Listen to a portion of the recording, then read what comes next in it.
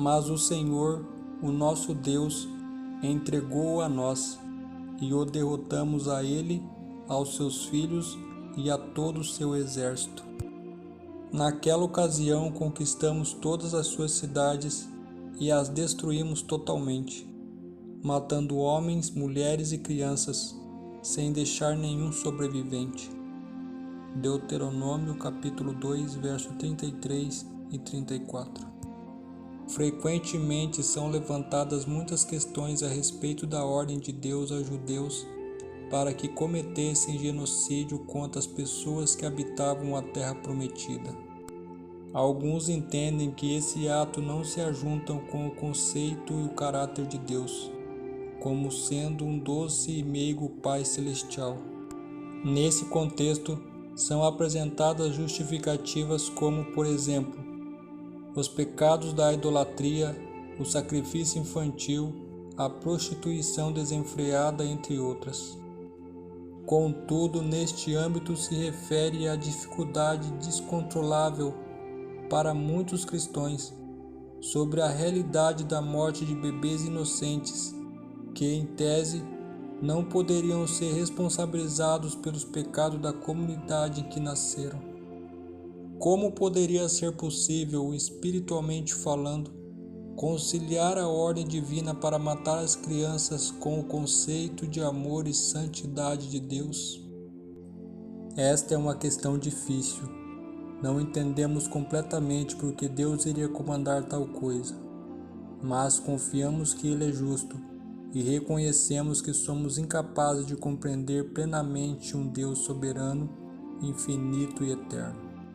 Quando estudamos a Bíblia e encontramos questões difíceis como esta, é preciso lembrar que, assim como os céus são mais altos do que a terra, também os meus caminhos são mais altos do que os seus caminhos, e os meus pensamentos são mais altos do que os seus pensamentos. Isaías capítulo 55, verso 9. Ao contrário de nós, Deus conhece o futuro. Deus já sabia quais seriam os resultados se Israel não eliminasse completamente os amalequitas. Se Israel não cumprisse as ordens de Deus, os amalequitas voltariam a incomodá-los no futuro. A exemplo do rei Saul, a ordem de Deus para ele era a seguinte: vai e destrua completamente aquele povo ímpio, os amalequitas. Guerrei contra eles até que os tenha eliminado. Por que você não obedeceu ao Senhor? Por que se lançou sobre os despojos e fez o que o Senhor reprova? Disse Saul: mas eu obedeci ao Senhor. Cumpri a missão que o Senhor me designou. Trouxe Agag, o rei dos amalequitas, mas exterminei os amalequitas. 1 Samuel capítulo 15, verso 18 a 20. Saul disse ter matado a todos menos o rei amalequita Agag. Obviamente ele estava mentindo. Apenas 2 décadas mais tarde, havia amalequita suficiente para levar Davi e as famílias de seus homens em cativeiro.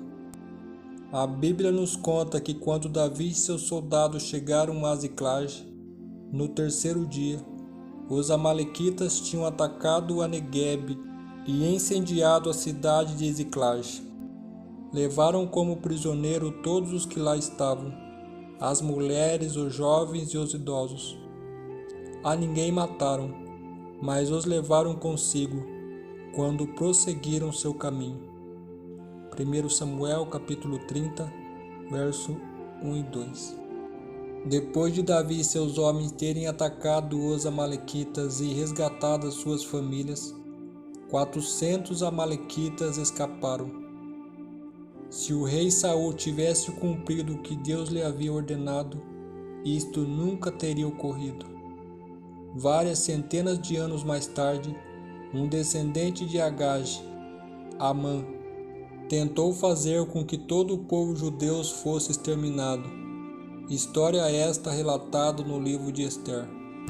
Em relação aos cananeus, Deus ordenou: contudo, nas cidades das nações que o Senhor, o seu Deus, dá a vocês por herança.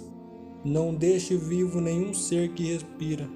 Conforme a ordem do Senhor, o seu Deus, destrua totalmente os hetitas, os amorreus, os cananeus, os fariseus, os heveus e os jebuseus. Senão eles os ensinarão a praticar todas as coisas repugnantes que fazem quando adoram os seus deuses, e vocês pecarão contra o Senhor, o seu Deus. Deuteronômio capítulo 20, verso 16 a 18. Deus não ordenou o extermínio dessas pessoas para ser cruel, mas para evitar que um mal ainda maior acontecesse no futuro. Como cristãos, nunca devemos tomar nossa conduta humana como modelo para entender as ordens de Deus, ainda que sejamos considerados como pessoas de boa disciplina. O Senhor está acima de todo entendimento humano. Por isso, o que temos que fazer é adotar a posição de servos obedientes, pois Deus conhece o futuro e o que Ele faz é para nosso bem. Quando entendemos claramente isso, o que devemos fazer é obedecer sem questionamento, mesmo que não tenhamos a mínima ideia do resultado que ela vai gerar, como foi o caso de Abraão, quando foi pedido para deixar sua casa em direção a uma terra estranha. Ele não tinha a mínima ideia do resultado, mas sabemos nós hoje que foi para um bem maior.